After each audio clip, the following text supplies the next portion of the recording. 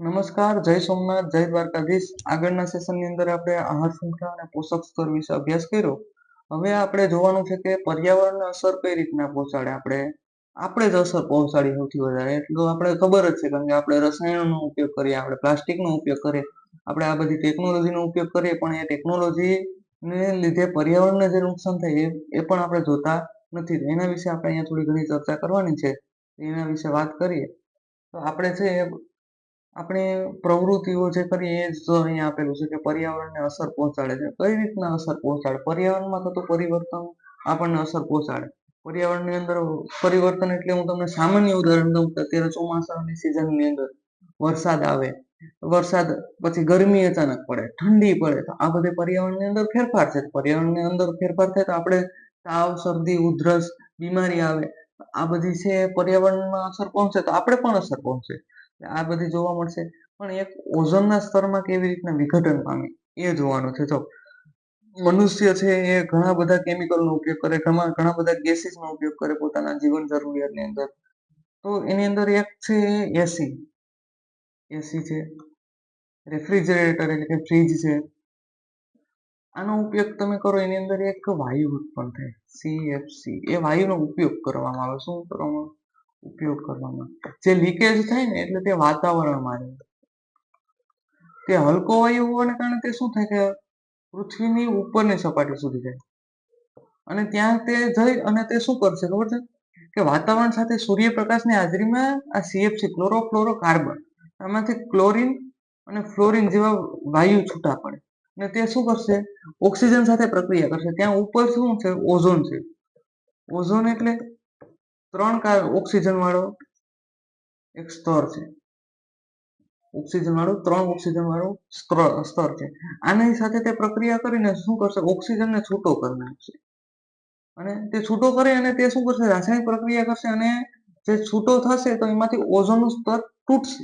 ઓઝોનનું સ્તર શું કરે કે જેમ આપણે કોઈ આછા કાપડની અંદર પાણીથી પલાળી નાખો અને પછી તમે શું કરો કે એને તમે સૂર્યપ્રકાશ વધારે ઉનાળો હોય ને તમે સૂર્યપ્રકાશમાં હોય અને ત્યારે શું કરવાનું કે તમે તે છે એને નીચે તમે બેસો અને તે પલાળેલું હોય તો તમને શું કરે?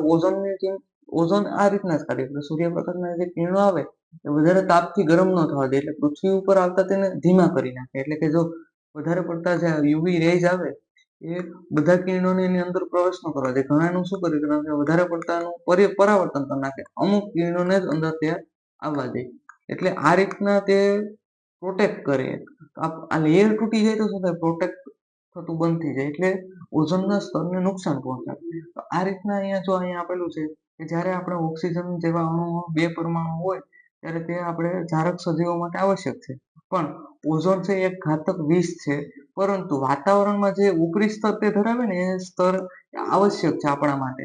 કારણ કે તે શું કરે? સૂર્યના પારજાંબલી કિરણોને પૃથ્વીથી રક્ષણ આપે અને આ પારજાંબલી વિકિરણો છે એ સજીવોમાં અત્યંત હાનિકારક છે, તે નુકસાનકારક છે. એટલે તે શું કરે કે તેનો ફિલ્ટર કરી નાખે, ટૂંકમાં ફિલ્ટર કરી અને તેને આવવા દે. તો જેથી ઘણા બધા મનુષ્યને જે રોગ થતા હોય અથવા વનસ્પતિઓને નુકસાન પહોંચાડે કે જમીનને નુકસાન પહોંચાડે એ અટકાવી દે. મનુષ્યમાં કેવું નુકસાન? તો કે ભાઈ ત્વચાનું કેન્સર થઈ શકે, આંખોની બીમારી થઈ શકે. આ બધી ઘટનાઓથી તે બચાવી શકે. વાતાવરણમાં ઉચ્ચ સ્તરમાં પારજાંબલી કિરણો છે એના પર અસરથી ઓક્સિજનના અણુઓ શું કરે? ઓઝોન બનાવે છે અને ઉચ્ચ ઉર્જાવાળા પારજાંબલી વિકિરણો છે એ ઓક્સિજનના અણુનું શું કરે છે? વિઘટન કરી નાખે અને તે ઓક્સિજન પરમાણુ બનાવી નાખે છે અને ઓક્સિજનના સ્વતંત્ર પરમાણુઓ અણુ સાથે સંયોજાય અને ઓઝોનનો અણુ બનાવે છે. જે રાસાયણિક પ્રક્રિયા આપણે આ રીતના જોવા મળશે. O2 વત્તા ઓક્સિજન એટલે O3 ઓઝોન તમારો બનાવશે. આ વાતાવરણમાં ઓઝોન છે ઝડપથી ઘટતો જાય અને ક્લોરોફ્લોરોકાર્બન જેવા માનવ સંશ્લેષિત જે રસાયણો છે એ મુખ્ય પરિબળ તમને જોવા મળશે. આ ખાસ યાદ રાખવું. જેનો ઉપયોગ આપણે રેફ્રિજરેટર તેમજ અગ્નિશામક માટે પણ તેનો આપણે ઉપયોગ કરતા જોવા મળશે. પણ 1987માં સંયુક્ત રાષ્ટ્ર પર્યાવરણ કાર્યક્રમ એટલે કે UNEP છે એના સર્વાનુમતે એ લોકોએ શું નક્કી કર્યું કે આ CFC કાર્બન છે ક્લોરોફ્લોરોકાર્બન એનો ઉત્પાદનનો સ્તર છે એ સીમિત રાખવાનો છે કે ઘટાડી નાખવાનો છે અને રેફ્રિજરેટર બનાવવા માટે અલગ અલગ કોઈ બીજા એવા પદાર્થનો ઉપયોગ કરવો કે જેથી તે આપણે શું કરીએ કે આ CFC નો ઉપયોગ ઓછો થઈ જાય. CFC છે બનાવવાનું છે એમાં ફરજિયાત આ પ્રકારના બીજા રસાયણનો ઉપયોગ કરીને તેને આપણે એક પર્યાવરણને પ્રોટેક્ટ કરી શકીએ. એ રીતના 1887માં સંયુક્ત રાષ્ટ્ર પર્યાવરણ કાર્યક્રમ UNP દ્વારા શું નક્કી કરવામાં આવ્યું કે CFC નું ઉત્પાદન 1986 ના સ્તરે સીમિત કરી નાખવાનું છે અને ઓઝોનના વિઘટન માટે જે જવાબદાર રસાયણો છે એનો સતત શું કરવાનો છે, ઓઝોનના ગર્તમાં ઘટાડો કરવાનો છે કે તેની કદમાં જે નુકસાન થાય એ એવા રસાયણોથી બચાવવાના છે. તો આ ઓઝોનના સ્તર માટે મોટા પ્રમાણમાં ઘટાડો કરવા માટે શું કરશે, ઓઝોન ગર્ત તેને કહેવામાં આવે છે. આ મોટા પ્રમાણમાં ઘટે જેના કારણે આને ઓઝોન ગર્ત તરીકે ઓળખવામાં આવે છે. યાદ રાખવું કે ઓઝોન ગર્ત પૂછાય તો યાદ હોવું જોઈએ. તો આ હતું ઓઝોન વિશેની માહિતી. ત્યારબાદ કચરાનું પ્રબંધન. આ કચરાનું પ્રબંધન એટલે શું, તમારે શું કરવાનું, આજુબાજુની તમારે આજુબાજુમાં કચરાને તમે કઈ રીતના સંગ્રહ કરો અથવા તેનો પ્રબંધ કરો, તેનો ઈલાજ કરો, એ તમારે એક ચર્ચા કરવાની છે. એવી પ્રવૃત્તિ આપેલી છે, પ્રવૃત્તિ તમારે જોવાની છે.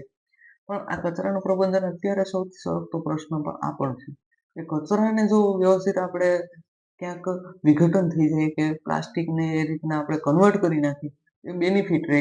શું કે આપણે જે પર્યાવરણ સામે રક્ષણ કરી શકીએ, પર્યાવરણને નુકસાન પહોંચાડતું બચાવી શકીએ. તો આવા બધા બાબતોને ધ્યાનમાં રાખીને જ આપણે ઘણી એવા પ્લેટફોર્મ ઊભા કરવામાં આવે કે જેથી પ્લાસ્ટિકનો ઉપયોગ ઓછો થઈ જાય અથવા તેનો રિસાયકલ કરી શકીએ, રીયુઝ કરી શકીએ. એટલા માટે સારા પ્લાસ્ટિક, ગુણવત્તાવાળા પ્લાસ્ટિક અથવા એના ઓપ્શન ઘણા બધા છે. ઘણા એવા સ્ટાર્ટઅપ બનાવવામાં આવે કે જેમાં શેરડી છે એનો ઉપયોગ કરી અને જેથી તેના સોટા છે એમાંથી કોઈ એવી પ્રોડક્ટ બનાવવામાં આવે જેથી તેનો શું ડિગ્રેડેબલ પ્લાસ્ટિક અથવા લાવવું પડે. આવું બધા પ્રયત્નો કરવા પડે. તો ખોરાક છે એ આપણે દ્વારા ખાધેલા ભોજનમાંથી ખોરાકનું શું થાય, પાચન વિવિધ ઉત્સેચકો દ્વારા થાય. પણ ઉત્સેચકો પોતાના ચોક્કસ એક ક્રિયા કરી શકે, પણ કોઈ વિશેષ પ્રકારનું એટલે કે અલગ પ્રકારનું પાચન કે વિઘટન માટે વિશિષ્ટ ઉત્સેચકોની જરૂરિયાત હોય છે. એટલે કે કોલસો ખાવા માટે આપણે ઉર્જા તેથી મળતી નથી. જો આપણે અહીંયા ઉદાહરણ તમને એ સમજાવવાનું કે આપણે જો ખોરાક ખાઈએ એ ખોરાક દ્વારા જ આપણને ઉર્જા મળે. કોલસા ખાવાથી ઉર્જા નથી મળવાની. એટલે બધા જે વિઘટકો છે એ અલગ અલગ રીતના કાર્ય કરે. આપણા ખોરાકના પાચન માટે જે વિઘટકો છે એ અલગ કાર્યરત કરે, બીજા અલગ અલગ કાર્યરત કરે. આ બધી બાબતો જોવામાં આવે તો એ જ રીતના પ્લાસ્ટિક છે એનું આપણે નિર્માણ તો કરી નાખ્યું પણ એનું વિઘટન માટે એવા જંતુઓ નથી કે જે તેનું વિઘટન કરી શકે. તો અહીંયા કીધેલું છે કે જીવાણુ કે અન્ય મૃતક જીવો દ્વારા કંઈ થઈ શકતું નથી. તો ભૌતિક ક્રિયા કેવી છે કે તાપમાન અને દબાણની અસર હેઠળ, પરંતુ અવસ્થામાં લાંબા સમય સુધી પર્યાવરણમાં અવિઘટિત સ્વરૂપમાં તે રહે એટલે જેથી નુકસાન થાય. જો સામાન્ય રીતના ભૂગર્ભ જળની વાત કરીએ, ભૂગર્ભ માનો કે શિયાળા અને ઉનાળામાં તમે બોર દ્વારા પાણી છે એ જમીનની સપાટી એટલે કે જમીનના ભૂગર્ભમાંથી બહાર કાઢી લીધો. હવે આ બહાર કાઢી લીધો, વરસાદ આવ્યો, વરસાદમાં આ જમીનની સપાટી છે, આ જમીનની સપાટી નીચે અહીંયા પ્લાસ્ટિક પડેલું છે, અહીંયા પ્લાસ્ટિક પડેલું છે. વરસાદ આવે તો શું થાય કે પાણી છે એ પ્લાસ્ટિક સડવાનું નથી, સડવાની પ્રક્રિયા થતી નથી. આ પ્લાસ્ટિક ઉપર પાણી પડે પણ પાણી શું થાય, વહી જાય. પાણી વહી જાય, જમીનની અંદર જતું નથી પાણી. જો જમીનની અંદર જાય તો આ જે ભૂગર્ભ જળ બહાર કાઢ્યું અને ખાલી થયું એ પાણીને તે ત્યાં પાછું સ્ટોર કરવા માટે ભૂગર્ભની અંદર ઉતરવું છે. તો પ્લાસ્ટિક છે તો સડતું નથી, તો વર્ષો સુધી સડે નહીં. તો પછી આ તો નુકસાનકારક, કારણ કે પાણી અંદર ન જાય તો સંગ્રહ ન પામે, તો પાછું શિયાળા ઉનાળામાં પણ પાણીની જરૂર. આવા બધા પણ પ્રશ્નો આપણે જોવા મળશે કે સામાન્ય રીતના પર્યાવરણમાં અવિઘટનીય સ્વરૂપમાં રીતે નુકસાનકારક છે. જે પદાર્થો છે ને એ જૈવિક ક્રિયાઓ દ્વારા વિઘટિત થઈ જાય એને જૈવ વિઘટનીય કહેવામાં આવે. આ પણ યાદ રાખવાનું છે. જૈવ વિઘટનીય એટલે શું, કે જેથી વિઘટન થતું હોય ત્યારે આવા વિઘટન દ્વારા પદાર્થો જો જમીનની અંદર હોય તો એનાથી નુકસાન ન થાય, પાણી જમીનની અંદર સંચય પામે, પ્લાસ્ટિક છે એને નુકસાન ન કરી શકે, એવા પદાર્થોનો આપણે ઉપયોગ કરીએ. જે પદાર્થો છે એ જૈવ અવિઘટનીય હોય, પામતા નથી, તેવા પદાર્થોને આ પદાર્થો સામાન્ય રીતના અવિઘટનીય હોવાથી આ પદાર્થો દરમિયાન શું થાય, પર્યાવરણમાં ટકી રહે, લાંબા સમય સુધી તે ટકી રહે અને તે દરમિયાન પર્યાવરણના અન્ય સભ્ય પણ નુકસાન પહોંચાડે. એટલે કે બીજા જે ઘણા એવા સજીવો છે એને પણ શું કરે, નુકસાન પહોંચાડે. બેક્ટેરિયા છે, અમુક એવા જંતુનાશક કીટકો છે કે જે આપણા પર્યાવરણ સાથે તાલમેલ મિલાવીને જીવન જીવતા હોય તો એમાં પણ નુકસાન પહોંચાડતા તમને જોવા મળશે.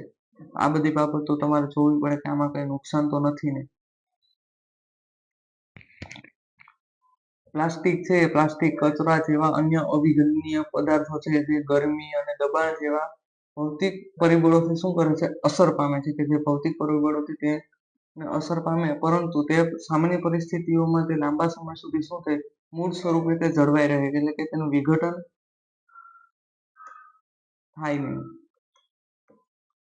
પણ જો હવે તમને એવો પ્રશ્ન થતો સાહેબ એ બાળી નખાય ને, તો બાળવાથી શું થાય, હાર્મફુલ કેમિકલ નીકળે, વાયુ, કે જે નુકસાન કરે, સૌથી વધારે વાતાવરણની અંદર પ્રદૂષણ પહોંચાડે.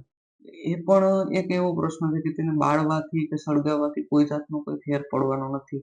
પ્લાસ્ટિક છે એને તમારે જો વિઘટન થાય તો જ તે ફાયદાકારક. તો આવા પદાર્થોનો આપણે ઉપયોગ જ ઓછો કરી નાખીએ તો તે ખૂબ આપણા માટે અને પર્યાવરણ માટે લાભદાયક છે. જો પોલિમર ફેબ્રિક છે અથવા ધાતુનું પૂરણ એ જે વિઘટનીય પ્લાસ્ટિક, જો આવા પ્લાસ્ટિકનો ઉપયોગ કરવામાં આવે જે વિઘટનીય હોય તે પણ ફાયદાકારક થાય. જે અવિઘટનીય જે વિઘટનીય પ્લાસ્ટિક છે એ પર્યાવરણ પર નુકસાન પણ અસર નથી, એટલે કે નુકસાન પણ તે પહોંચાડતું નથી. નુકસાન પહોંચાડતું હોય તો ઓછા પ્રમાણમાં, જે સામાન્ય પ્લાસ્ટિક કરતા. એટલે એવા પ્લાસ્ટિકનો પણ આપણે ઉપયોગ કરી શકીએ કે જેથી તે વિઘટન પામી શકે અને પર્યાવરણને ઓછું પણ નુકસાન પહોંચાડી શકે. તમારી બુકની અંદરના બ્લુ પ્રશ્નો છે એ વખત જોઈ લો, ત્યારબાદ આપણે નેક્સ્ટ